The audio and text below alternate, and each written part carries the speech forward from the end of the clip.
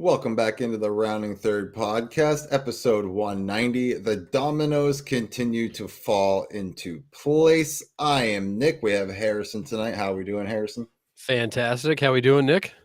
Doing pretty well. Not a lot of big moves. I mean, we're still waiting on Alonso and Bregman and Arenado if he moves and all that stuff, but a lot of like little stuff this week. So we I feel will get into that. I feel like the title of this show, "The Dominoes Continue to Fall into Place," is true except for two people, Alex Bregman and Pete Alonso. Yeah. Everybody else seems to be falling into place. Yeah. They're the dominoes that you push them all over and they're the ones left standing. But Yeah, the ones that yeah. just for some reason don't fall. Yep. So, all right, we will get into it. But first, make sure you follow and like us on Facebook. You can follow on Instagram and Rumble and TikTok. You can also subscribe on YouTube. You can listen on Spotify and Apple Podcasts or wherever you get your podcasts. Basically, we're everywhere. Just go find us. Yes, absolutely. All right. And our affiliate programs that we mention every week, we have Dick's MLB Shop and Lids. Just go on any of our social medias. You'll find the links there. Any products you buy through our link with these companies, we get a nice little kickback. And it's a nice way for you to support us without asking you for money. So please do that. And I am pumped. I have a Red Sox and a Kansas City Royals hat that just shipped out today from Lids. I'm looking forward to having some new headwear for our shows. Yes, absolutely. Some crazy deals out there right now. So go to Yeah. some shopping, get yourself a new hat for the season to start. It's that time. Yeah. All right. So we're going to mention this again towards the end as well, but our first episode of Rounding Third Boston is going to drop this coming Sunday, February 2nd at 8 p.m. Eastern Standard Time. So if you are a Red Sox fan, even if you're not a Red Sox fan, stop by, talk some Red Sox baseball with us. We are beyond excited to do this little offshoot. We're still going to do Rounding Third in general for the general league, but this is just a little offshoot where we're just going to focus on the Red Sox as well. So make sure to tune in for both. We are pretty big Red Sox fans, so buckle in. That show might get a little warm. Yeah, absolutely. All right. So here we go. We're going to start with the free agent stuff.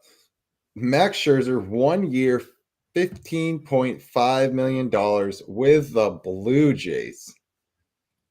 Is Max worth $15.5 million at this point in his career? A couple years ago, maybe. I feel like that's a pretty hefty sum for a guy who's you've not seen much of the last couple of years, and when you have seen him, he hasn't really been great. But at the same time, $15.5 million is not a lot to spend on a guy that you think still has it. And if he shows up and wins 10 games, not a bad deal. If he shows up and wins 5, well, it was maybe a gamble you shouldn't have taken. Yeah. And, it could be another one of those like veteran signings where it's like, does he help the younger guys on the team? Like Bowden Francis, let Bowden Francis bend his ear, learn from Max Scherzer. And I mean, if the Blue Jays, this tells me the Blue Jays are they want to spend money. They do. They just can't get anybody to go there.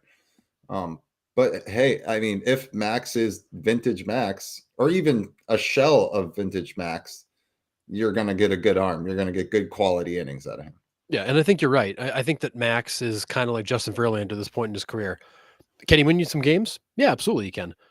But is his veteran presence and knowledge and the effect that has on the younger players probably more valuable than what he gives you on the mound? It might be. I don't think that Max commands the same kind of respect as Verlander does, like in a clubhouse. I think Scherzer's been a little bit more rough around the edges. But I think his veteran presence and depth. I mean, he's another depth guy. The Blue Jays need pitching, and I think that adding him as a depth guy is a good idea. And hopefully he brings you some other benefits just, by being around the young guys. Yeah. And what does this do for the Blue Jays? Does it move the needle and the potential for the Blue Jays, or is this just kind of like a meh signing? I think it's a middle of the road signing. It's one of those where it's like, oh, it's a name that used to mean a lot. This may be Max's last year for all we know. Wasn't a big market for him. It's a good depth move. It could be a great move if he's still got stuff. but I think it's one of those for the price, it's a good depth move, and we'll take our chance. Yeah, agree. All right. The Reds and White Sox were talking on Luis Robert. So apparently they're trying to work it out. They couldn't reach a middle ground here that they could agree on. But Luis Robert and his fit with the Reds, how would you see that working out for them if they were able to somehow come back to this and pull this off?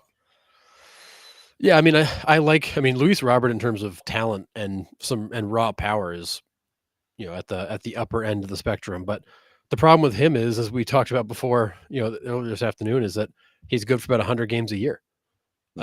He's not exactly a super consistent, durable guy. So I think what he would add to the Reds lineup is a little bit of power in the middle to try to help lengthen that lineup. But if he only plays 100 games, it's kind of hard to get super excited about having him. But it's, again, I look at it as the White Sox know they need to move on from him. They need to just kind of empty things and start over. The Reds would be a nice addition. He'd be a nice addition to the Reds, I should say, because he would add a little more legitimacy and some power to the middle of that lineup. But I don't think Luis Robert changes where the Reds are going. I think he just helps to lengthen the lineup. Yeah, I agree. I mean, when this guy burst onto the scene, we're like, man, we're looking at possibly the next Mike Trout. I mean, like, he showed a lot of potential in that aspect, like a lot of power, really good on defense. And then, like you said, just hasn't been able to stay on the field. Durability's been an issue. But yeah, definitely the Reds could use him low key. And totally agree with Dream Sport here. I mean, it's when healthy, he is supremely talented. You got to keep him on the field. Yeah. And I do think putting a guy like Luis Robert coming off a really terrible season with the White Sox in with Terry Francona would do a lot for him. Yeah. And I think that's probably why they're so far apart, right? I mean, it's no secret the White Sox are trying to get rid of these guys that they've had for a while. They moved on from Crochet. They're, a lot of free agents have left. Moncada's gone, and they're trying to get Robert out of there. But the Reds are like, hey, like, we don't really have to give up that much to get him if you're looking to just get rid of him. Yeah, you're not working from a position of leverage as the White Sox. Like, right. The whole world knows you're trying to empty the roster of the expensive guys to fill it with young guys and figure out who you have. You don't have a lot of leverage, right, in the situation because whether you keep him or not doesn't matter. Right. But if I'm the White Sox, I want, a decent package back, Yeah, I mean, you've spent a lot of money on Luis Robert and you'd like to get something for it. Yeah, absolutely. So in the wake of this kind of dying down, the Reds then did turn around and sign Austin Hayes, 1 year, $5 million. Haven't really heard much about Austin Hayes ever since he left Baltimore. He went from Baltimore to Philly at the trade deadline. Didn't really play there a whole lot. And then was a free agent. He got 80 plate appearances in Philadelphia, hit 256. Really didn't get much playing time. Like he was splitting time. I think he was a little bit banged up there for a stretch. So I think he missed some games. But overall for the season, he only played 85 games.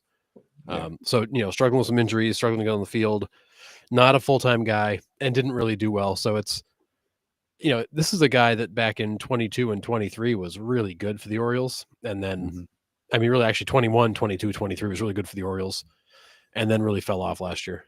Yeah. So, the Reds are trying to make moves. And like we said, Terry Francona is a huge upgrade there for the Reds and could make them a contender, I think. So I got to ask, Nick, with the Reds being active this offseason, is that because they feel comfortable they have the right guy at the helm, or would they have made these moves even if David Bell was still there? That's a great question. I think they are very comfortable with what Francona brings to the table, and they're going to go for it, I think, at this point, right? Because Tito's worked with a whole bunch of different types of teams like the Reds, or he's taken a talented team like the Red Sox and taken them to the promised land too. So like he has a wide spectrum of what he can manage. And if you're the Reds, like, why not? Like, you're confident with Francona, so let's go for it. And we have the young core to do it. It's just health with the Reds as well, especially in that rotation. Yeah, if that team is fully healthy and they're all out there, and you've got these pieces you've added, that's a team that'll be a lot of fun to watch, and is going to make some noise in the Central. Yeah, and I'm here for it now that I can actually watch the Cincinnati Reds and I'm not blacked out from a team that's 8 hours away. Like, I'm excited to watch a little bit more of them this year for sure. They were fun to watch last year. They're a roller coaster ride, but they were fun to watch. Yeah, absolutely. All right, this one might be the shock for me so far. Is Ha-Seong Kim goes 2 years, $29 million with the Rays. What? There was no other team that was in the second base market that wouldn't give him $14.5 million a year. I'm with you. When this news broke, I looked at it. I remember sending it to you, and we were both just like, never saw that coming. No. No. I mean, I didn't see the Rays spending any money, first of all, because after they basically just gutted the team. But I really thought I thought the Yankees would be all over Kim. I thought there were going to be other teams that were going to be fighting for him. Yeah. And it sounds like his market didn't really develop. Yeah. I would have guessed Rays last on this list. No joke. If you would have given me a chance to like rank the teams that were going to sign Ha-Seong Kim, the Rays were 30th out of 30. I wouldn't have given even that a thought. Crazy. I don't know. But before we move on, what are your thoughts on the Royals this coming season? Harrison, I will let you take this one. Yeah, I mean, my Kansas City Royals hat is literally in the mail right now. First of all, huge Red Sox fan. I've grown up a Red Sox fan. I picked the Royals to make the playoffs last year. I'm riding them again this year. They are going to be the team I probably follow closest aside from the Sox. Love the Royals. Love what they've done. The addition of Estevez. I'm all in on the Royals this year. Head to the playoffs and hopefully making some noise when they're there. Yeah. Love them. Okay. That'll be a team I follow closely. It's a great segue. So here we go. Let's just talk. There it is. Yep. So Estevez added to the back end of that bullpen where they made the move for Lucas Erceg at the trade deadline last year from the A's, who throws absolute cheddar. You add this guy in there. Now you have those two, backing up a Royals rotation that's pretty dang decent. That's a pretty good back end of the bullpen. And I'm with Dreamsport. I can't wait to watch this team play. I can't wait to see another full season of Bobby Witt, a healthy Pasquantino, Erceg and Estevez at the back of that bullpen. They're going to be fun to watch because they're just going to play really good baseball every night. The addition of Jonathan India too. Yeah. I mean, just like last year, like they just play good baseball. Are they exciting and flashy? No, but they play really good, solid baseball. And it's hard to beat really good baseball night in and night out. Yeah, I mean, look at the Guardians, right? In that same division. Like they're a team that they don't beat themselves. They go out, they play fundamental baseball, and that will win you ball games. They are boring as hell in terms there's not going to be a bunch of flash and huge plays, big home runs, but they are going to wear you out. They're going to walk, they're going to take extra bases, they're going to get hits when they need them, they're going to catch the ball, they're going to pitch well. They're just going to play good baseball every night. Yeah. Well, and I mean, you do arguably have one of the most electric players in the league at shortstop there. I mean, that also helps. Yeah. You've got Bobby Witt getting the whole thing started. And I would love to see them go find another bat. I don't think there's really much left. Pete Alonso certainly not going to Kansas City, but I think if you start the season today, that is a wild card team, and they are pressing for the AL Central. I was just gonna say, you don't think they have the chance to be at the top of the AL Central there? I honestly think today I think they're the best team in the AL Central, but I'm not going to ignore the fact that the Guardians way outperformed last year, and I don't know that they won't do it again. I mean that team is still solid. Yeah. Well, I mean, last year was so weird because, like we talked, our preseason picks, like we never would have put 3 AL Central teams in the playoffs. And if we did, the Twins would have been there just because they had been there for Yeah, been years. forever. But yeah, you had the Royals, the Tigers, and the Guardians make the playoffs last year. Like I never would have guessed that those 3 teams out of the Central would have made the playoffs. It was insane. But Yeah, I agree. yeah, And I agree with Dream Sport. I think you've got other guys on this roster like Garrett Hampson, who are, Michael Garcia, who was one of the worst hitters in baseball last year, who is a better player than that. It's like I do think you have some other guys on this roster that are likely to have better seasons, or maybe just play better or be better additions that will help this team also. Like I feel like this team, the way they're constructed, that Royals team is going to be better than last year's version, is going to compete for the AL Central title, will definitely get a wild card if nothing else, and they're not going to be an easy exit in the playoffs. no, absolutely not. Yeah, T-Bunny, like we're excited for spring training too, man. Spring training opening day. It's coming faster than we know it, and I'm here for it. I can't wait. Yeah, this is the most frustrating time of year because we're like 2 weeks away from reporting. It's going to feel like a hell of a long 2 weeks. Yeah, I'm in the Northeast, so the weather is really terrible right now. We're going to get ice and snow this weekend. It's going to be freaking cold, and I just can't wait for baseball to start. yeah, same. But yeah, so 2 years, 22 million for him, though. I mean, that's really not that much if you break it down. 11, Yeah, I'm $11 puzzled. million a year. I'm puzzled by the money. I thought he would get more than that. I mean, from what he's done, he's worth more than $11 million a year. But I'm sure the Royals aren't complaining. Yeah, nope, not one bit. All right, Mr. Changeup, Tommy Canley signs with the Tigers 1 year, $7.75 million. I can't remember what the stat was in the playoffs, but it was a staggering amount of changeups that he threw in a row. Oh, it was obscene. He threw nothing but changeup like the entire playoffs. Yeah. So I mean, not a huge signing, but I mean, it's on a Tigers team that's young and up and coming, and just gives them another bullpen arm and option out of the bullpen there. But yep. Here's a question for you, Nick, from Dream Sport. Salvi, think he holds up this season? I mean, he's not getting any younger. He's not getting any smaller. He's a big frame dude to begin with.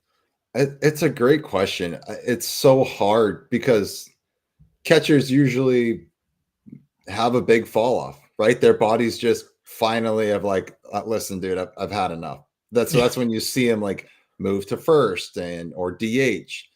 I mean, I would take Salvador Perez on my team when he's 50 years old. The dude's still gonna mash when he's 50. But I don't know. It's a great question. I mean, he's still dangerous. You can't just throw meatballs down the middle to him. He'll hit it 500 feet. No, I mean he started 157 games, appeared in 158. That's wild. I know, and he's now catching kind of 3/4 of the time, 2/3 of the time, which I think is good. The key to extending Salvi is to basically make him a part-time catcher, get him more time at first base, get him more time at DH. Use that as a way to get Pasquantino some rest, move Pasquantino to DH. I can see the Royals, moving Salvi between catcher first and DH. When he's at first, Pasquatch DHs, and they use that to keep both those guys fresh. Yeah. But you have to have a second catcher you're comfortable and can rely on. And that's always been the Royals' problem. They haven't had like a strong enough second catcher where you can comfortably cut the time for Salvi back and not feel like you've taken a hit. Yeah. Yeah, you're right. Freddie Fermin, solid young guy too there. So. Absolutely.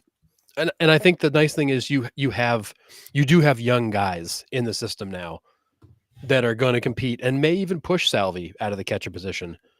And maybe you reach a point where if a guy like Fermin does show he can play every day and can, exactly to your point, Dream Sport, if he can learn from Salvi, maybe you move him to a full-time DH and he catches 25% of the time to give Fermin a break. And he's more of your backup catcher and your starting DH. And you can get a few more years out of Salvi. Because I think the thing with Salvi, to your point, Nick, is the guy's going to mash forever. He's going to hit. Yeah. But secondly, you won't find a better guy to have in your clubhouse, in your dugout, that the players love more than Salvi.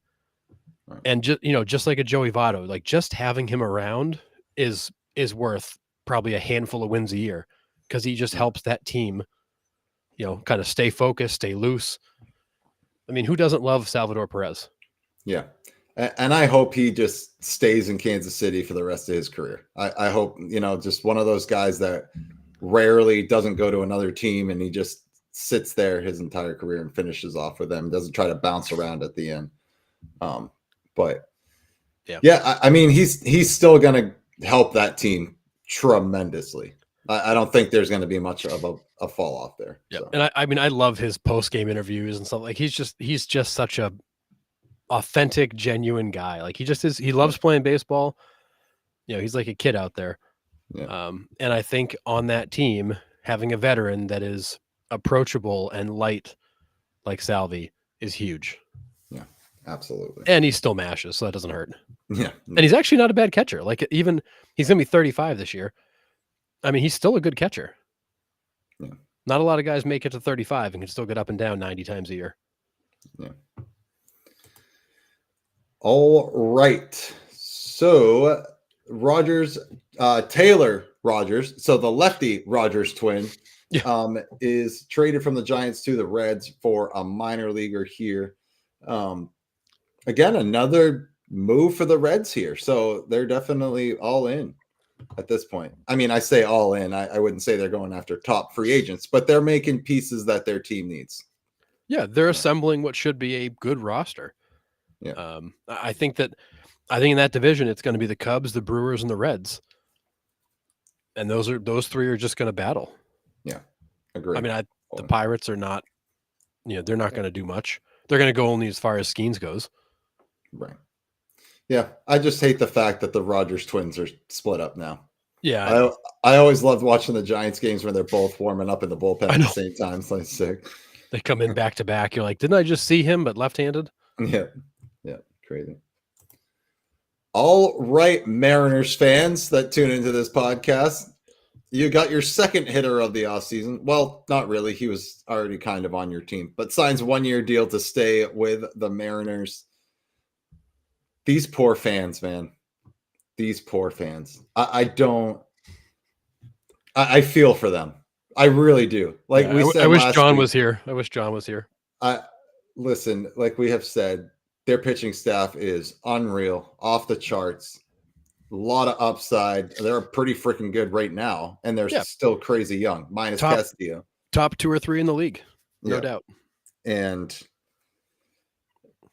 they just can't hit. They can't hit. No. It's crazy.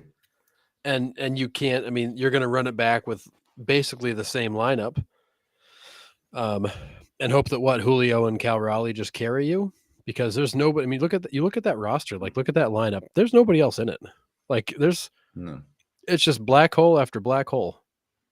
Yeah, I brought it up a few weeks ago when we were talking about the averages and stuff with the Mariners, and Julio hit like 271, and the next highest was Randy Arozarena at 235. Yeah, I do think a full season of Arozarena in that lineup, settling in, I think he'll be better, and I think he'll add some, he'll add something to that lineup, but he by himself isn't enough. They're still way short of what they need. Yeah, agree. And then he's streaky as hell. I mean, we've seen him in 2020 hits 10 home runs and drives in a record amount of runs in that playoffs. And then it's like, you didn't really hear from him after the WBC that year. So no, he had that monster WBC, and then it was just like poof, gone. Yeah. So then he's sitting out he gets traded and goes and sits out with the fans while he's getting ready to leave. Yeah. So, I mean, I don't know. We talk about it week after week because we have some people that come on in the comment section that are huge Mariners fans, and they weren't that far away. I mean, they were making the playoffs. They were there. They were competing. And then all of a sudden, it's just like they're laying an egg. They just can't get back to it. They flat out can't hit. No. Just can't hit. And it's going to be really hard in that division to go anywhere if you can't muster any offense. I agree fully. All right. over to the NL here a little bit. Michael King on the trade block. So Padres are looking to move Michael King. I feel like the Padres are basically putting the for sale sign up. Like, you want to Rise, he's available. You want King, he's available. You want Cease, he's available. I mean, are they just not? Do they just think the window's closing and they're done, or do they need to shed payroll because they've got money issues? Like what? You were one game away from knocking the Dodgers out last year, and now you're dumping or trying to move players. Yeah, makes no sense. So it sounds like the Cubs and the Mets are in on Dylan Cease here. So they have called and are trying to get Dylan Cease over there. Dylan Cease would change my outlook of the Mets quite a bit. And the Cubs, I mean, that rotation for the Cubs by putting Cease in it would be insane. And then yesterday, apparently the Royals were calling on Michael King. Yeah, I mean, don't blame them. No, I would love to see the Royals get Michael King. Holy crap, that rotation would be deep. Yep. So it says 2 hours ago, the Cease and Padres avoided arbitration. So 1 year, $13.75 million. So honestly, if you want to, I was going to say, if you want to trade for this guy, it's not going to take a whole lot. But is that his second arbitration year? Is he an unrestricted free agent after that? That's a good question. He's got to be close, right? I would think so. I'm gonna look it up because he's gonna get paid. Yeah, I would imagine. Yeah, his service time he's an unrestricted free agent at the end of this season. Yeah, it's 5.09 service time. Yeah, so he hits the market in full next off season. Yeah, he'll be looking for a big payday. That'll be what scares some teams away, is the fact that he's gonna get paid. He's a 1 year rental and he's gonna hit the market. Yeah, so but I mean, it's not going to take a lot to trade for him if that's the case, because the team can just be like, hey, like, we're not going to give up a lot for a 1 year rental for this guy. Yeah. We don't have to. So yep. Yeah, no, you're not trading from a position of strength if you're the Padres. No. But I mean, Michael King too. I mean, either one of these guys I would want on my team for sure. Yeah, especially with the way they pitch, and they're Bulldogs. So Dylan Cease is your higher ceiling, but he's going to be more expensive. Michael King is, I would say, high upside, not quite as high as Dylan Cease, and he'll be more affordable. And that's why I could see it. That's why a team like the Royals, I think, is calling on King rather than Cease, because he's a guy you could likely control for longer. Yep, and King's a free agent at the end of this year. He's got 5 years of service time. Yep. As of January. So yeah, he won't cost quite as much as Dylan Cease, but he won't be cheap to keep. Yep. Crazy. Staying with the Padres, though, they did re-sign Elias Diaz. If you remember, he's the 2023 All-Star Game MVP. Hit a home run there to have the NL break that streak of losing like 80 bajillion All-Star games in a row. This kind of makes sense for the Padres since they lost Higashioka to the Rangers. Kind of just fills that hole there. But yeah, so again, not a needle mover, but it's just a solid option for the Padres. Yeah, you were filling a hole that you knew you had to fill. Yep. And a guy that, he had his All-Star game moment. Right. And otherwise has been kind of unremarkable. There. Yeah, agree. John Birdie, 1 year, $2 million for the Cubs. I know this is like big money we're throwing around here on these deals that we're announcing, but he's a nice, solid little utility player. Saw him a lot with the Marlins, obviously. Yep. Didn't really see him a ton with New York. But 1 year, $2 million with the Cubs, it's just another piece for the Cubs, like filling out their roster there for sure. Well, and with Birdie too, like, you're getting a guy with position flexibility, speed. This is a guy that stole 41 bases in 2022 before you could take advantage of the pitch clock. So I mean, you're getting a guy that can do a variety of things. But he played 25 games, had 74 plate appearances last year for the Yankees. Really didn't see him. No. But hence the $2 million price tag. Yeah, but you look at last year, he played second base, third base, left field, right field. He pinch hit, he pinch ran, he DH. Like, he can go anywhere. Like he's going to be your super utility guy. Yep. All right. Ellie De La Cruz, Paul Skeens, and Gunnar Henderson on the cover of the show 25. I think this is the first time they've had a multi-athlete cover. I'm pretty pumped for this. I can't wait. I've already got the pre-order pretty much in, but thought it was pretty cool. I saw a clip of them taking photos of Paul Skeens for this cover. Yeah. That video was actually pretty cool. So yeah. And did you see the videos of them like going back and forth? Like, hey, Gunnar, like I'm going to be the cover guy, and then just like the back and forth of these guys like having fun teasing who's going to be the cover guy. Then it was all of them. Yeah, it's so cool. But I mean, pretty impressive that you've got, a couple of guys who've got less than 3 years experience, and then a guy who's literally coming off his rookie year on the cover of the show, because that's how much young talent you have in this game. Yeah. But yeah, so I'm excited for it. So we will see how it goes. Yeah. John Birdie is a solid guy. He can play. He can do a little bit of everything. He can run. He can field. He can hit. Good pickup. Really short money. That's a really cheap investment for the Cubs to make, to get a guy who's, really in that super utility mold. Yeah, absolutely. I wish they'd bring the show to PC, and then I would get it then. But sounds like they're not going to do that. No, probably not. But yeah, I love the Diamond Dynasty mode myself, where you just like kind of collect cards. You put the cards on your team. You play it that way. That's really the only mode I play. But you don't do Road to the Show and live out your dream? I do occasionally. Like if I'm all caught up on all the Diamond Dynasty stuff, then I'll do Road to the Show. But there's usually so much content that it takes me a while to get through it all. So it's pretty awesome. Fair. But yeah, we talked about this last week. Yeah, it was wild. I mean, what would you do, Dream Sport? Like, would you take the offer from the Pirates, or would you hang on to the card? We took the opinion of, we get where the kid is coming from, because what is a kid in California going to do with season tickets to a team in Pittsburgh? And not only that, but why not just take the money? Because that could certainly change his life forever, given the fact he's 11 years old.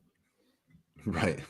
Yeah, and then we talked about possibly like sitting on it for a year or two and then putting it up to auction, or do you strike while the iron's hot? And we, kind of went back and forth on it, but I think we ultimately decided that he did the right thing, like turned down the Pirates offer and sent it directly to auction now, while everyone's talking about Paul Skeens. Yeah. So it's kind of a no-brainer. Like, the whole world is obsessed with that card. You've got it.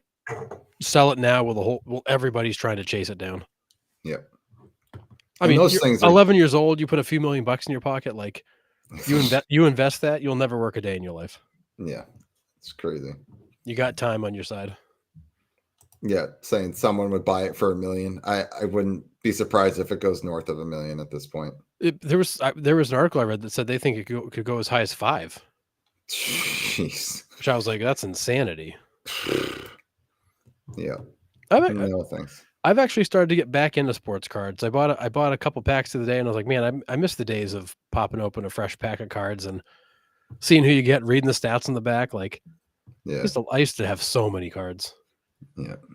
But yeah, I don't know. I think I would have sent it to auction. Like, absolutely. There's no maybe. It was 100% going to auction. I would have launched that thing as soon as it came in. Yeah, for sure. For $1 million, you can have the card. Yeah.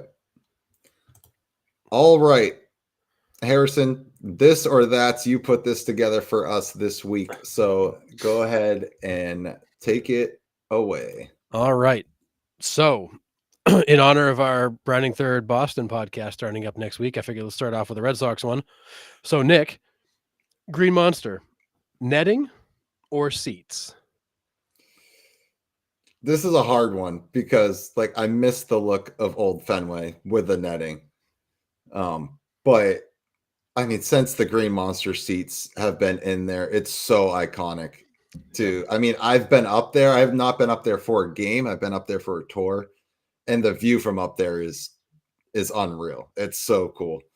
But For me, I think I have to go with the monster seats. All right, fair enough.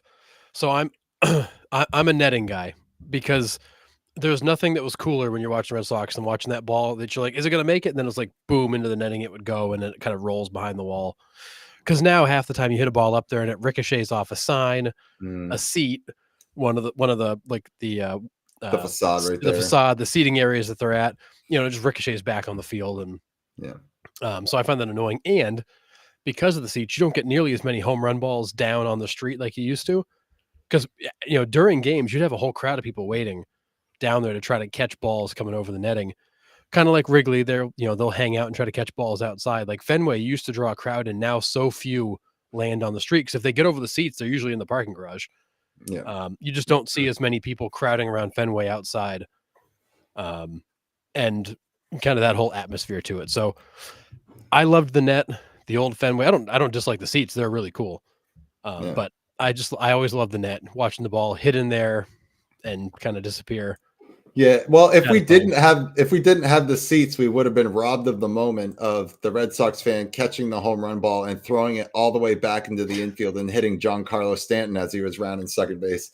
That was pretty funny. But yeah, I remember like the home run derby in '99 and watching that whole Yeah. mob of people just trying to chase down home run balls that McGuire was cranking over the wall there.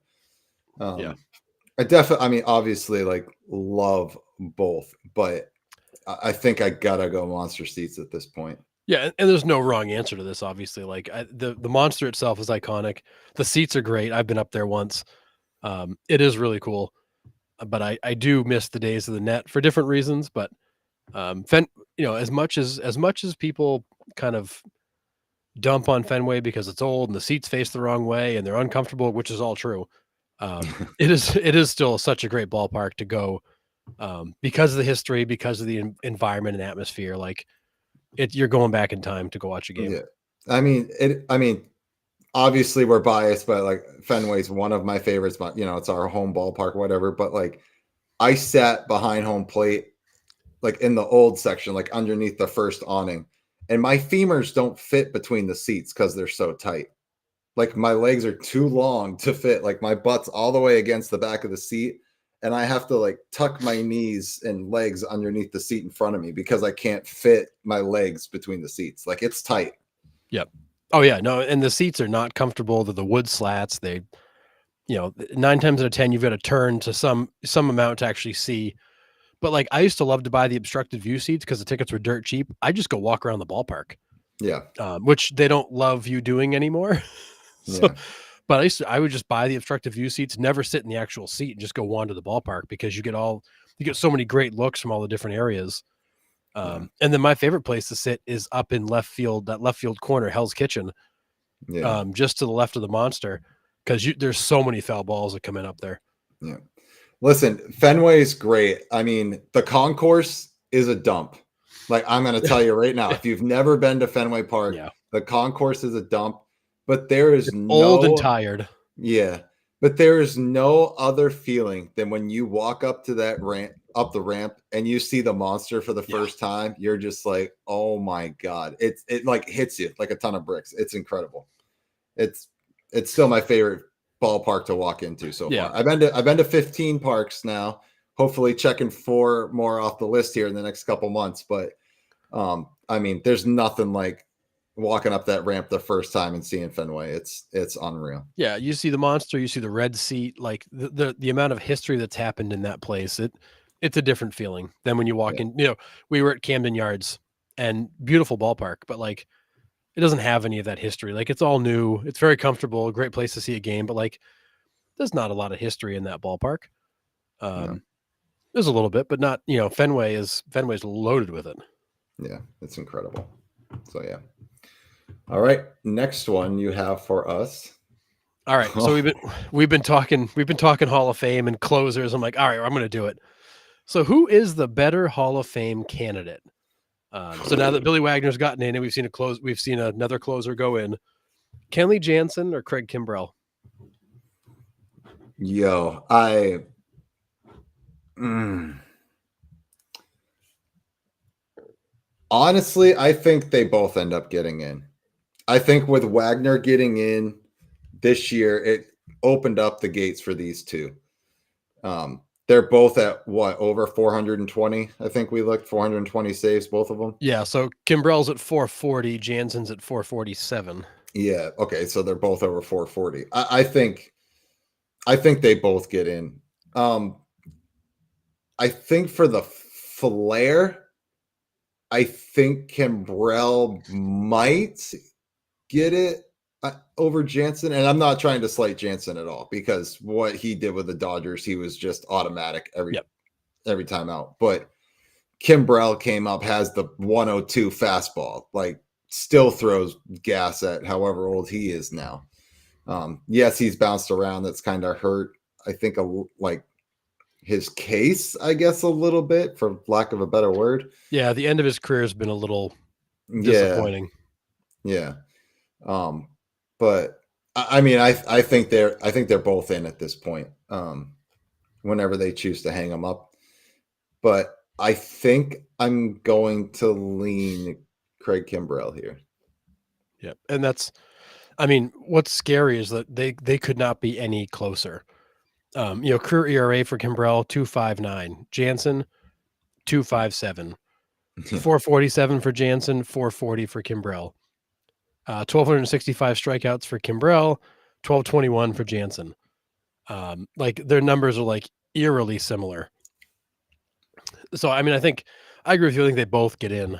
I actually think, and I'm shocked I'm saying this, I think Jansen is the better candidate because he's just been more consistent. I mean, although he wasn't great in Boston, I mean, and he blew more saves here than he typically does, he still had ERAs of 3.63, 3.29, saved 29, saved 27. In 2022, he saved 41 in Atlanta. Like, I feel like, Kimbrell has been 20-ish saves the last several years, kind of hanging on. ERA high threes. It was over 5 last year. Kind of a replacement level player for the last 4 years, where Jansen's been a little bit more effective. Equally frustrating for different reasons, but a little more effective down the stretch. Yeah. I mean, like I said, in their prime, I would take either one, honestly. In their primes, I'm taking either one to close out games. But yeah, and you could argue that Kimbrell's prime was better than Jansen's prime. I mean, this is a guy that had 50 saves. He had 46, 42, 50, 47, 39, another 42 in there. Jansen's been he's saved over 43 times, a lot of 20s and 30s, but he's been very consistent. Yep. Clay Holmes is way better than these guys. Yeah. Anyways, yeah. I mean, Clay Holmes, he had a moment, but not not more than that. Yeah. Listen, like Emmanuel Clase is another class of his own. Like that's for sure. I mean, when that dude's time comes up, he's gonna get serious Hall consideration, and he's not even close to done his career. Yeah, he's gonna be a problem for a long time. Yeah. Yeah, and we said that Kimbrell's really good in his prime. I mean, they both were. I would take either one in their prime, no doubt. But yeah, I mean, Clase in 5 years has 158. He's only 26. I mean, he's going to be a problem. Yeah, absolutely crazy. But so I think with Kimbrell, you're talking really high peak. With Jansen, you're talking significantly more consistent. Mm-hmm. Either way, I mean, I think they're both getting in. But yeah, I agree.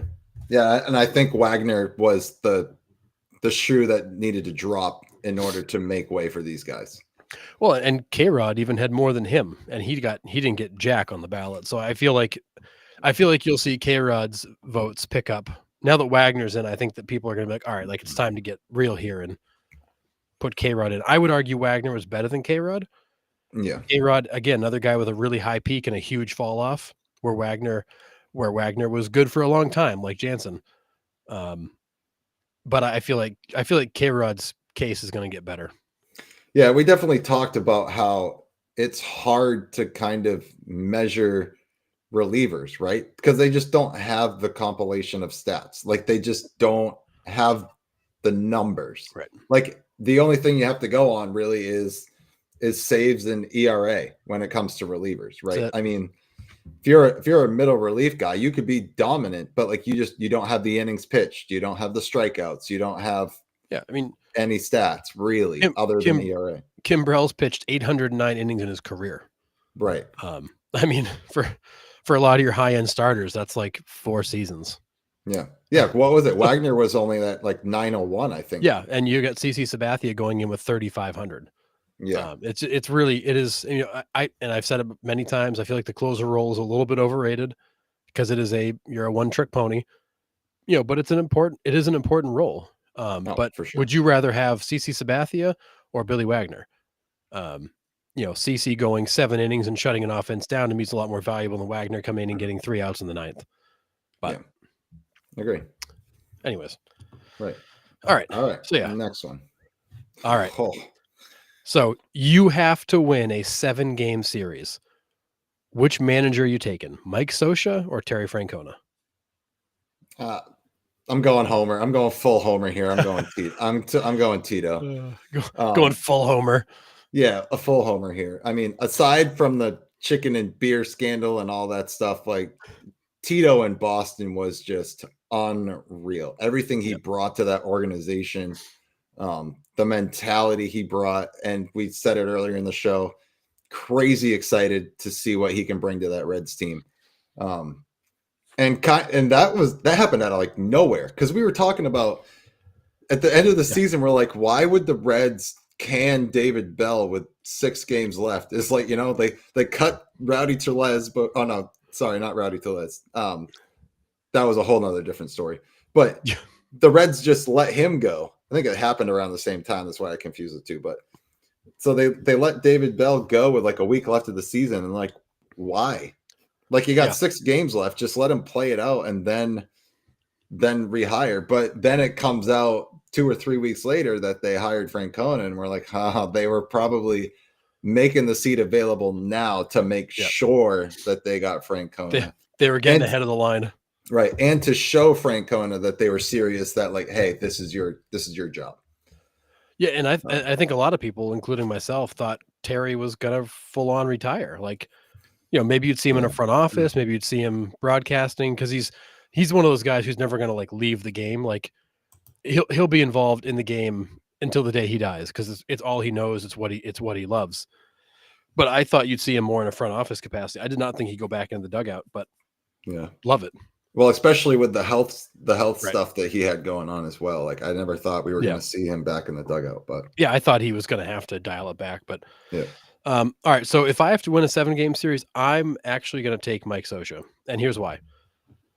So when it comes to in-game management, the tactical aspects of managing, you know, bullpen management, moving guys around, lineup changes, there may not be a better manager, at least that I can remember, than Mike Scioscia, in terms of a guy that had control of the flow of a game. I think that with what you see with Tito is that the benefit of Tito comes over the whole season, because he has the guys relaxed and loose and doing their things. But if you need to outmanage somebody in a 7-game series, I think Scioscia's the guy that would be able to actually take a lesser team to a victory. Whereas the benefit of Tito really is over the long term, because he is a player's manager. The players love him.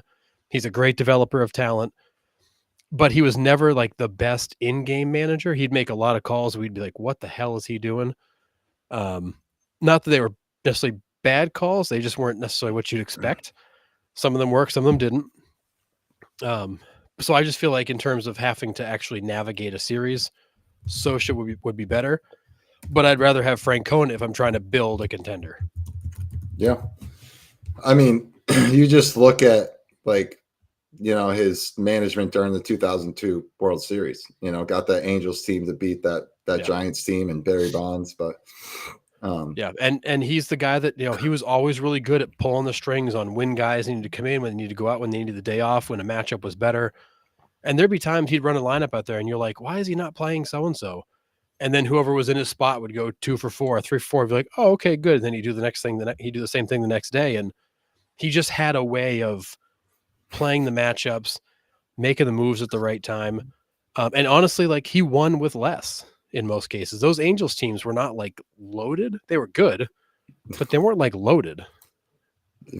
I don't know, dude. Those Angels teams were pretty dang good. I mean, they were good. Yeah. But I don't know. I mean, I don't think you can go wrong with either one of them. If I'm the Cincinnati Reds and both are available, I'm taking Terry Francona because he's going to build a contender. Yeah. For the long haul, whereas Socha is going to come in and manage the tactical aspects of a game. I mean, hell, Socha used to call the pitches.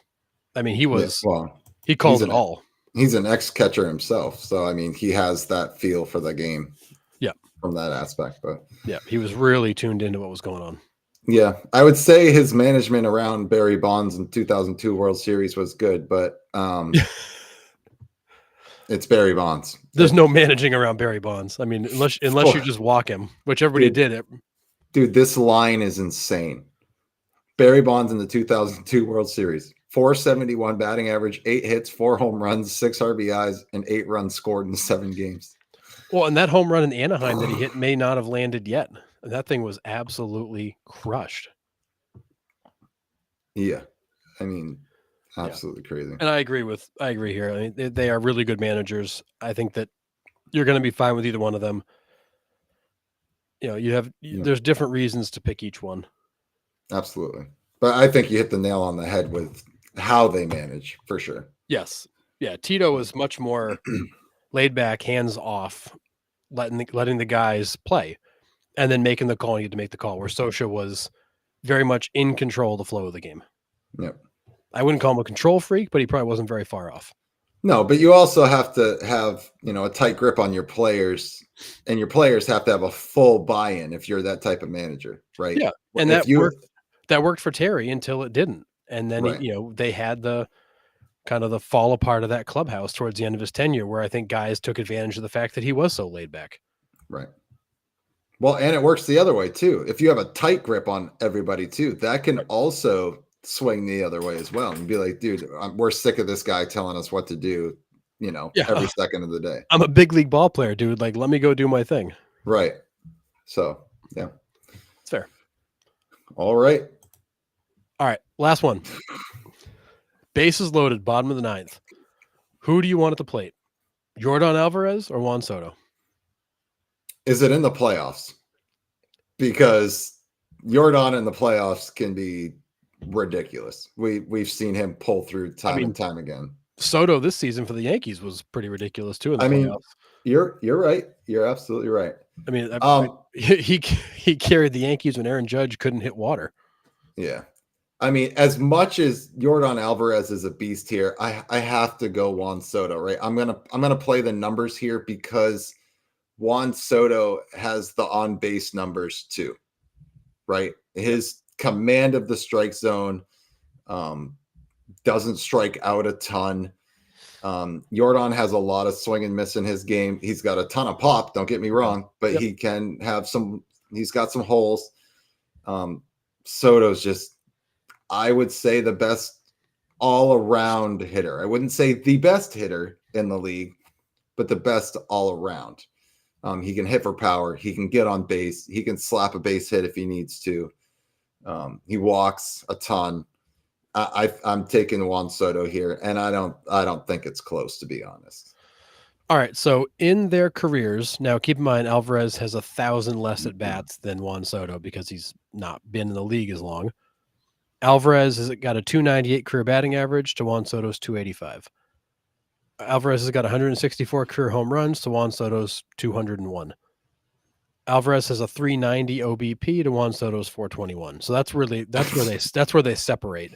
Yeah. And Alvarez has driven in 466 runs to Juan Soto's 592. Again, 1,000 games. Right. So I think when you look at it, they are very much the same hitter, except for the OBP, where Juan Soto is a slightly higher OBP guy. I mean, 30 points OBP is not huge, but it's also not nothing. Right. So yeah, bases loaded, a walk works, a hit works, an HBP works. Lots of things work. In that case, if you're going to play the numbers, it's Juan Soto. Juan is the guy that is more likely to get on base. However, in those clutch situations, there's few hitters in baseball the last 2 years that have proven to be as good as Yordan Alvarez. So Yeah. I still remember that home run he hit in the it was at the World Series or the ALCS when it was like up over the friggin' backdrop. Oh my God, that was such a bomb. That thing was what, the 8th inning, and he just absolutely tattooed that thing. Yeah. That ballpark almost came to the ground. Yeah. But so Yeah. I mean, I'd love to have either guy there. Yeah, for sure. But if you're playing the numbers at Soto, but Alvarez is not far off. Yeah. And I think that's where I was going with my pick is like, I'm going to take the chances of him getting on base. Bases are loaded in the 9th inning. I need a run. And Juan Soto gets on base almost half the time. So I'm going to go Soto there for sure. Yeah. I mean, your average 162 game season for Soto, it's a 285 batting average, 35 home runs, 102 RBIs, 421 OBP. For Alvarez, your average 162 is a 298 batting average, 42 home runs, 120 RBIs, a 390 OBP. Yeah. Oh, wow. Like, these guys can both hit. Yeah. Both can mash for sure. So, all right. What else do you have for us tonight, Harrison? Do you have anything else to bring up for tonight? I got some news articles for you, Nick. I think there's going to be some good stuff in here. So, All right, let's go. a bunch of news came out this afternoon. I'm not sure why, but let's start with maybe the biggest duh of them all. But we obviously know the Rays are in this weird position of, Tropicana Field, is it going to get fixed?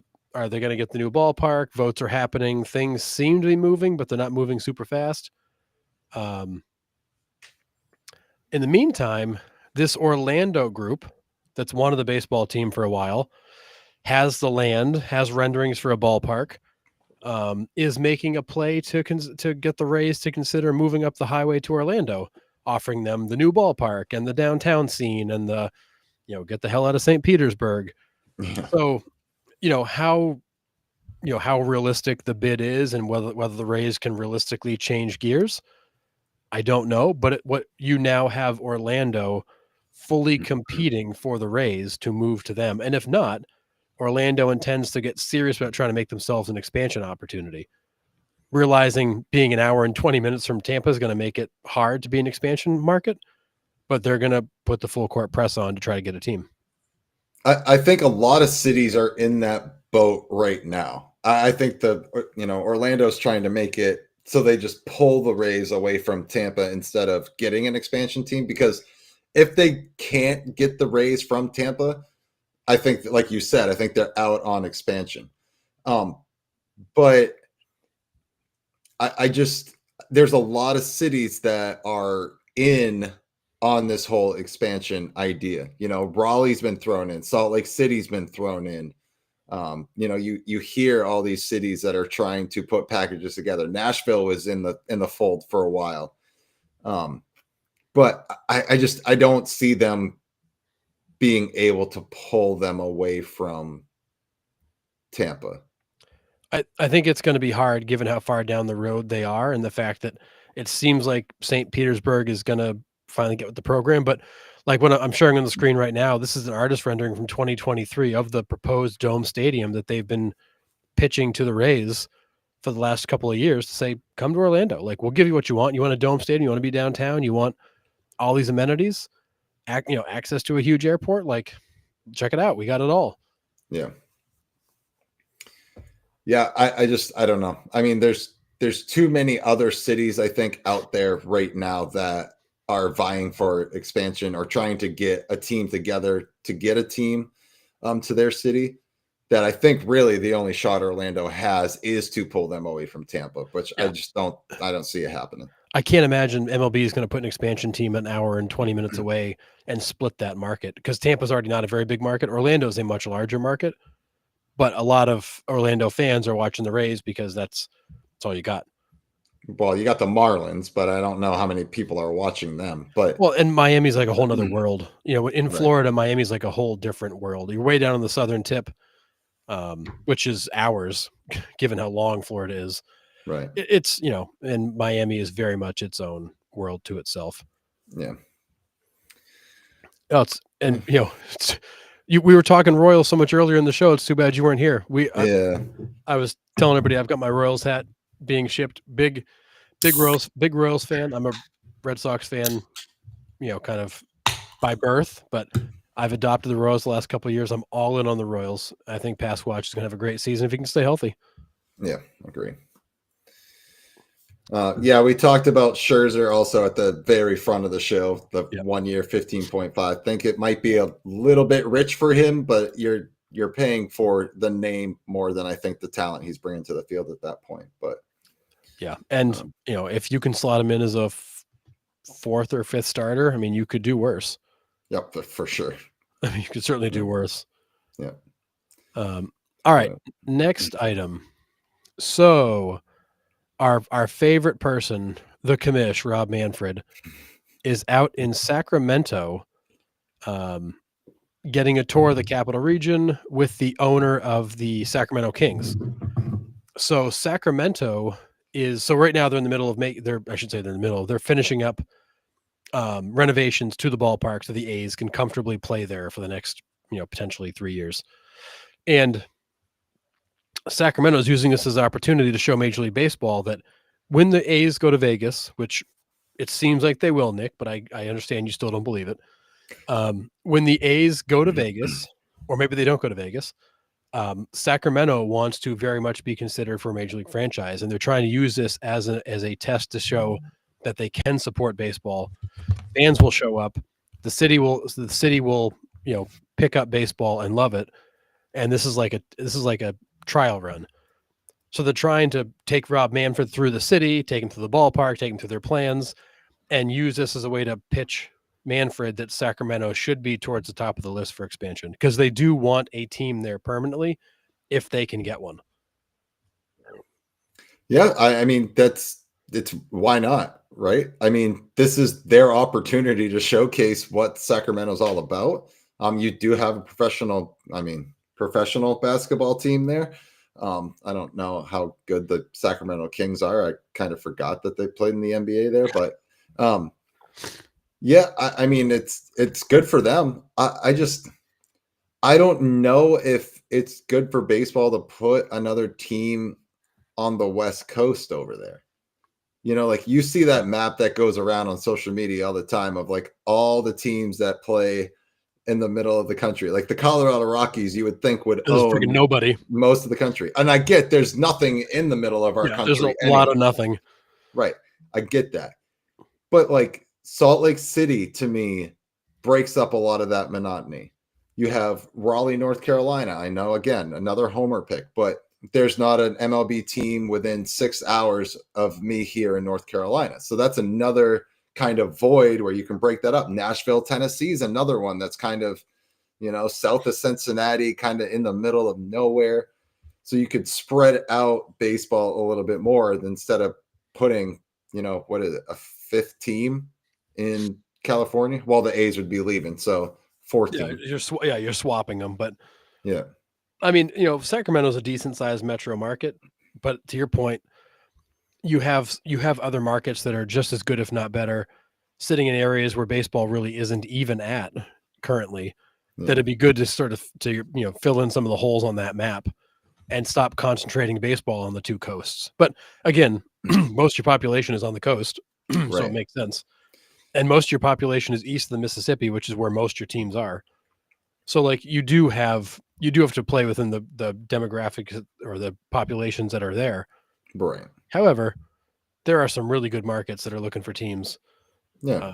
I don't know if Sacramento is one of them, but they are definitely using this as an opportunity to show that they can support baseball in hopes of being able to keep a team. If you could name 5 cities right now that don't have a team that you think would make good expansion spots, which 5 cities would you put them in? I mean, I would go Montreal. I would go Salt Lake. I would go Nashville. I would go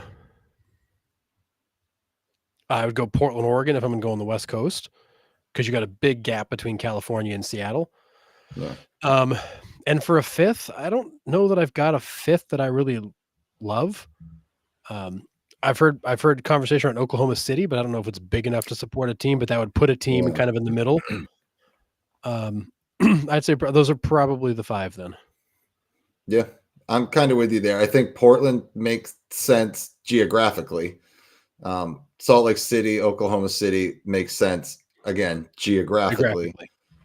I think if you want new-ish fans to come to the game, then you go to Nashville, Charlotte, Raleigh. You just want a team near you. Just you keep I pitching do. Raleigh hard, man. I do. Well, you have the Canes here and there, an avid Yeah. sports fan base. It's a huge market. I mean, that market has Yeah. exploded the last 5 years. It really has. It's crazy down here. And I would love to see a team back in Canada, Expos, British Columbia, Vancouver was kind of thrown around for a little bit there It's too. a huge city too. Yeah. So, I mean, I don't know. It is tough because Seattle's just kind of like out on an island by itself, kind of like the Rockies, just kind of like in the middle of nowhere. Yeah, No one's they around. They don't have any short road trips. Like every road trip they go on, it's a long trip. Yeah. It's like we were like vying for a Marlins and Mariners World Series because it'd be the furthest travel, like back and forth, like all the time. It'd be crazy. But well, and think about it too. Like if you're one of those West Coast teams like the Marlins, and you think about like the Red Sox, like oh man, West Coast road trip, man, that sucks. Like we're gonna be gone for a week and a half. They're always on the East Coast. Like they're always traveling across the country. yeah. They're most of their games are played 5-6 hours away by plane. There's nothing close. Like they're constantly on long road trips, and it's not an advantage to have to travel like that. No, absolutely not. But yeah, I don't know. That's interesting. Yeah. Another question in the chat about Adam Frazier. Adam Frazier is a better player than you've seen the last couple of years. He definitely wasn't right last year. I do think playing every day is going to help him. He's kind of one of those like spark plug type players. Like for Kansas City last year, when they needed a big catch or a big stolen base or a big hit, like he came through with stuff. But he is definitely a better player than you've seen the last couple of years. And I think playing every day in Pittsburgh, which I think he will play every day, will be good. I think you'll see him back to what he used to be, when he gets consistent at bats. I forgot that he was already on the Pirates. Yeah. I forgot he's going back. That's right. Dang. Oh yeah, he started in Pittsburgh. Yeah, that's right. Yeah. Completely and forgot that. He was good for them. Yeah. Man. And he was, he was good for Baltimore in 2023. He was a good utility kind of spark plug piece for the Royals. He played everywhere. He played all over the place. Second base, he played the outfield, he played some third base, he played first base for some games. Another guy with positional flexibility that usually can hit. I mean, he had a rough year last year, but a guy who's a 264 career hitter, like a good all-around player. Yeah. Yeah, he's one of those glue pieces that your team needs that, can fill in when someone's hurt. Does a little bit of everything, can play anywhere, can fill any hole you've got. Yeah. All right. I got one more for you, Nick. All right. So Major League Baseball set another record in 2024 for league revenues. So from 2016 to 2022, baseball is in the $10 to $11 billion range. 2023, there's a nice big jump to 11.6 billion.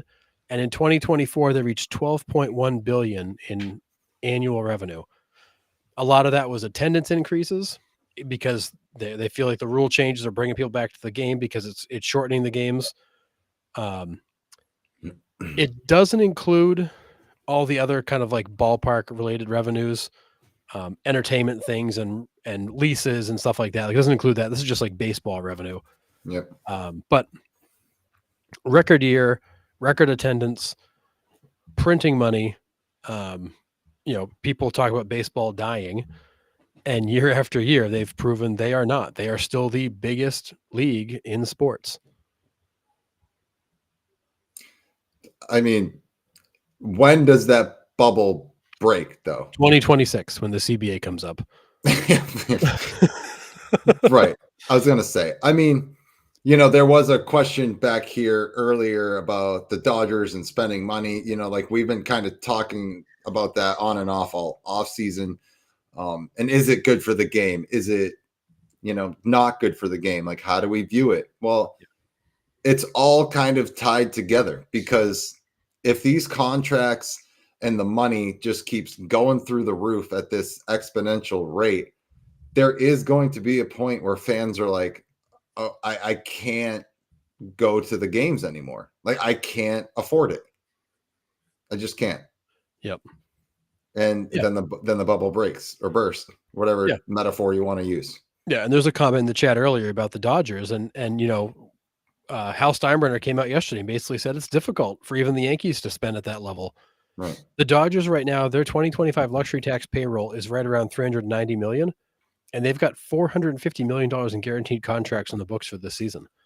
I mean, that's, as we went through the revenue last year, or the revenues for teams from last year, that's more than the revenue of 2/3 of the league. Yeah, it was 19 teams, I think it was, we counted. And now they're up at almost 400 million, probably a few more teams on it. But you figure if the Dodgers payroll is more than the revenue of 2/3 of the teams in the league, there is, nobody's going to spend like that. And, like Steinbrenner said, we'll see if it pays off. Like, they still have to go out and win games, not get hurt. So the Yankees many years were the largest spender in the league, and they didn't win because, spending in baseball is not a guarantee of winning. It just exponentially increases your chances as you keep going up the rung, because you've got better talent, more depth. I mean, you look at that Dodgers roster top to bottom, probably the best starting rotation in baseball, probably the best bullpen in baseball, probably the best lineup in baseball. When you can check all those boxes, are you guaranteed to win? No, but you're in a really good spot to have a ridiculously good season and then steamroll teams in the playoffs. Right. But you still have to go out and do it. Yeah, but the law of averages, the averages will favor in your direction if you spend more money to get the top tier guys. Like, that's just how it is. So the Dodgers are at $390 million. The Phillies are at $308. The Yankees are at $303. And the actual luxury tax cap, I believe, is at $301.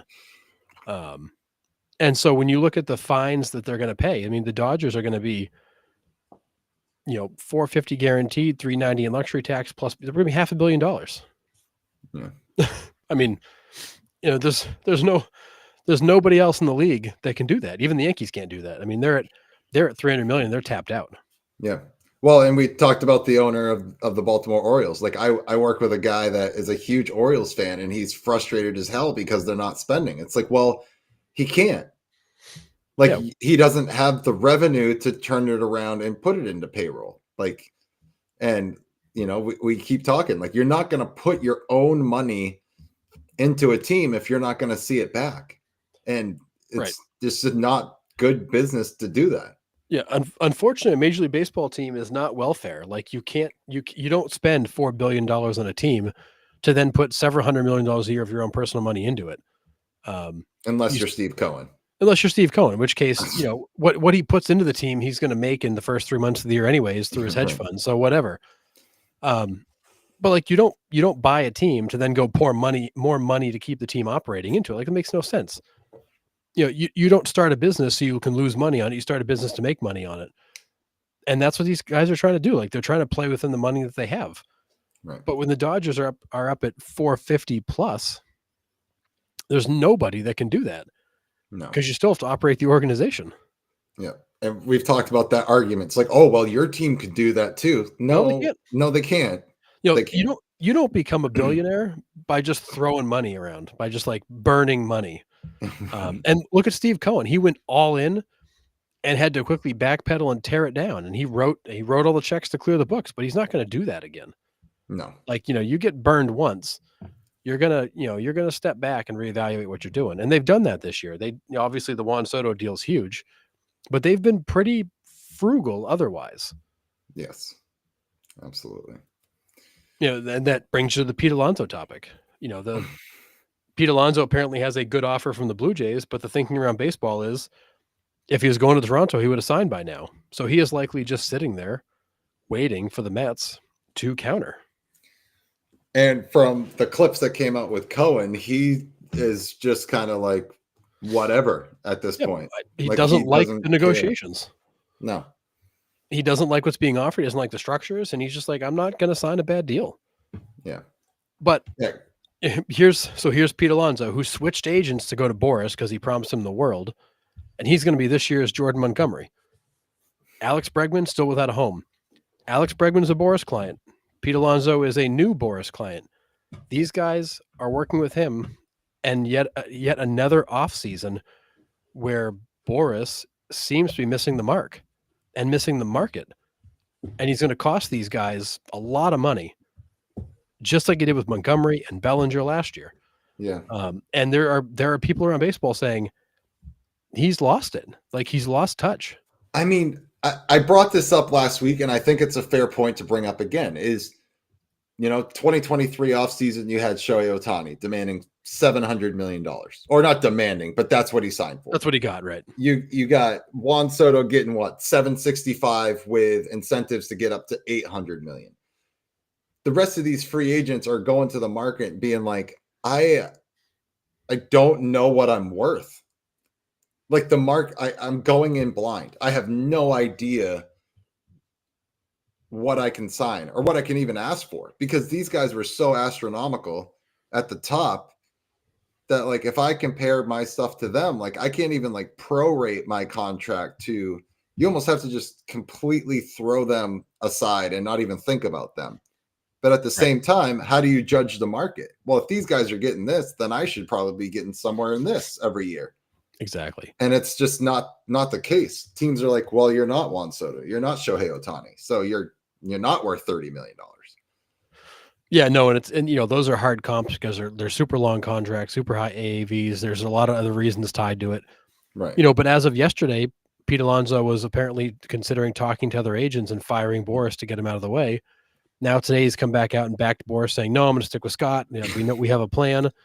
But it's expected he's going to sign likely with the Mets, fire Boris, and start over, just like Montgomery did, because they're not making any progress. Boris has overshot the market again. He's left him hanging 2 weeks away from spring training. They're not getting the traction they want. They've got no leverage. Boris is trying to use Toronto against the Mets, and the Mets are basically daring him to go sign. And Alonso is now in this spin cycle like Montgomery was, where it's like, I don't have anywhere to go. And what the hell am I going to do? And it's because Boris is, I don't think he's not the super agent he used to be. No. I think he's very focused on his, he was all over the Juan Soto situation, because obviously, why wouldn't you? If you're getting a percentage of a contract, go get a percentage of the 765. I get it. Right. But he's not, these guys that are in that kind of top third of the market, he's missed it 2 years in a row now. And there's a lot of talk around baseball that he's lost touch with the marketplace. And general managers do not like to work with him anymore. Yeah. Well, I mean, when you're always demanding top dollar, it does get old after a while, I would imagine. Well, and Cohen's comments say a lot. I don't like the negotiations. I don't like the structures being offered. I don't like the tone. And that's a major league owner saying, basically, Scott, I don't like anything you're offering me. I don't want to talk to you anymore. Like, that's not a good spot to be in if you're Pete Alonso, when the owner of the team you want to be on is now pissed at your agent because he's bringing him trash. Right. And you clearly just want to go back because you could have signed already with Toronto for more money, but you're not. You clearly are waiting for the Mets to come back, and they may not. I mean, all indications are the Mets have moved on. Yeah. And he's kicking himself now for not signing that extension that they offered him in the middle of last year, which was like, what was 7 years, 158, something like that. 7 and 158. Yeah. I mean, is he worth more than that? I don't know, maybe, but he's 30. Right. A 7-year deal for a 30-year-old first baseman is not bad. No. But I feel like Boris for the second year in a row is showing that he isn't the wizard that he was. No. It would be interesting to see if he kind of, I don't know, like snaps out of it at the end of next year. Like, you don't have a Juan Soto or Shohei Ohtani coming up. Does he get back in touch with the market? Like, does he have a better feel for the market? I don't know. Maybe. Well, and is he just paying more attention because he's not working Right. with Juan Soto? Right. I don't know. So I don't know. It's Jordan Montgomery fired him. Did not feel like he was well represented. Cody Bellinger didn't fire him, but almost fired him. Pete Alonso was considering firing, hasn't fired him yet. He's not done well by several of these players, and I think that his reputation is certainly turning. Yeah, absolutely. I agree. And then, you look at Bregman, and apparently the Red Sox are now out on Bregman. The Tigers are basically out on Bregman. They won't give him the AAV. The Red Sox won't give him the length. And Bregman is now a guy without a home too. And the Astros are like, we probably can't give you what we offered you, but we'd love to have you back. So another player where all these doors were open, then all those doors were shut. Yeah, and I think part of that, is greed. Like, if a team offers you and you want that contract, take it. Don't keep shopping around, because the teams are just going to be like, okay, well, never mind. He clearly doesn't want to get down here. So yeah, we're done. We'll move on. We'll find our plan B, which a lot of teams have done. They're like, oh, like, we're interested in you. Oh, but you have other choices. Okay, well, never mind. Then and we're not going to wait around. I don't want to sit here and wait and negotiate against some other team that I don't even know if they're real. And like the Red Sox basically said, we're going to use that second base position as a flex position. We're going to bring Marcelo Mayer, Christian Campbell, Roman Anthony to spring training, let them compete for roster spots. If Christian Campbell wins, he plays second base. If Roman Anthony wins, he plays the outfield. Rafaela comes in and plays second base. If Marcelo Mayer wins, he plays second base. If Vaughn Grissom wins, he plays second base. But it's going to give the Red Sox the opportunity to let these young, these young top prospects compete for a major league roster spot. And now you've actually got a place to play them. Right. So you've got 4 guys in camp in Grissom, Campbell, Mayer, and Anthony, all competing. And that's going to be terrific to have that group of young talent in spring training, probably to the very end, battling for major league jobs. And could be throughout the season as well. Right. If, say Vaughn Grissom wins it out in spring training and he's not cutting it, you send him down, you pull up the next guy. Yeah. Whoever's the hottest in AAA. Guys get hurt, it's stuff happens, but the Sox have got some seriously talented prospects at the AAA level that are just waiting to get to the major league level. And this is a shot to use that second base hole rather than fill it with Bregman and block these guys. Don't pay Bregman the money and use that as the open position to let you bring these young guys in to compete. Right. Absolutely. I actually like the approach. Yep. Same. Yeah, because then you're not spending money on that second baseman. For a while we were thinking, well, Ha-Seong Kim fits that need, fits that hole, but this makes a lot more sense, money wise. You don't have to spend it on a free agent to fill that hole. You got potential 4 guys that can do that, and they're already under contract. So yeah, exactly. They're young, they're hungry, and they're cheap. Yeah. Pretty good combination. Yep, I'd take that. Yep. All right. Anything else for tonight?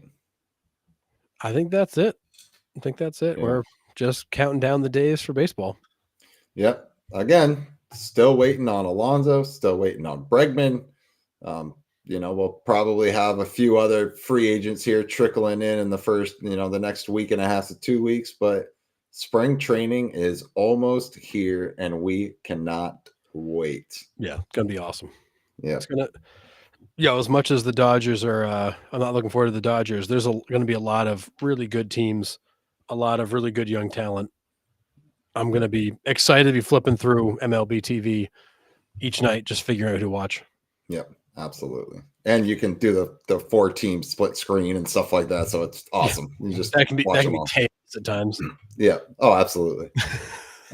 I do like the fact that they have what is it, MLB Big Inning, where it's kind of like NFL Red Zone. Yeah. Where they're like, I do kind of like that. Yeah. Just got to catch it just right, but it's awesome. But all right.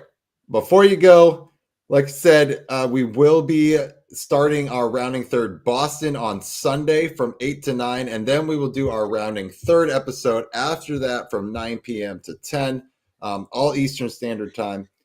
So if you are into the Red Sox at all, please come on to that first show, rounding third Boston, and then we will be back on live with rounding third baseball at 9 o'clock Eastern Standard Time. But before you go, please make sure that you like and follow us on Facebook. You can subscribe on YouTube. You can listen on Spotify and Apple Podcasts or wherever you get your podcasts. And thanks for everybody in the comments and the chat. We love the interactions. We love the back and forth with you guys. That's why we do this. So keep coming back. Keep talking baseball. It's almost here. Season's almost here. So hang in with us. And